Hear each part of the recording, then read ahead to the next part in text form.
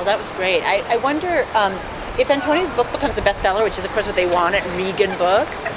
What would that mean for you at the World Policy Institute? Anything? Yeah, if it was sort of the Harry Potter of the left. Yeah, maybe not quite as big as Harry Potter or the Da Vinci Code, but, something that was, pretty prominent. And hey, I just interviewed her. Oh. That's Antonia's agent. Well, I think it would make our job a lot easier in a way, because the World Policy Institute, we're trying all the time to sort of take these pretty complicated, pretty sort of elaborate arguments and sets of information and analyses, and trying to shove them in the very sort of narrow hole of popular public attention, which is narrow and small and hard to get at. Your hole is narrow. Our hole, our window of opportunity is very, very tiny.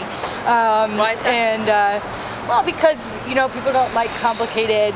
There's a sort of a premium placed on easy answers and sound bites, and it's hard to fit all of this in a soundbite. It's a good exercise. It's useful to try and do that, but at the end of the day, we kind of need people to step up and really learn something and engage a lot more deeply than they have in the past, and that's sort of what's required of us. And we so having this book gain a lot of attention with a pretty complicated and yet accessible argument and set of information would maybe engender more appetite or pique more appetite for that kind of thing in a more mainstream way. And what's your short-term goal?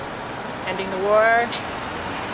Getting Bush out? Smashing capitalism. Smashing capitalism. You see, now that's my short-term goal, but you can't say that. No one will listen to you if you say that.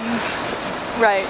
Yeah. Short-term goal. Right. Ending the war, not just in this sort of let's bring those 130,000 troops home, but really looking at the ending the long-term objectives of the Bush administration, which is to occupy that country in perpetuity, and getting at that whole agenda.